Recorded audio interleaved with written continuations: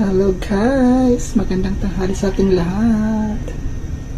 Ito na naman po ako guys. Magluluto pa ako ngayon ng kulay. Ayan siya guys. Ako po naghiwa niyan kasi gusto ko i-try na i-mix yung carrots and bitter melon or ampalaya. At ito na po yung ating chicken guys. Ayan. Ito na siya. Medyo luto na. Ilagay na natin ang ating vegetables. Ayan. Sarap nito. Healthy ko guys kasi may carrots and bitter melon or ampalaya. Ayan. At timix natin siya guys. Diba? Ang sarap.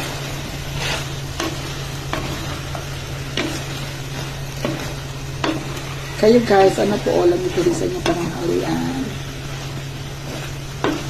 I hope you like my videos guys.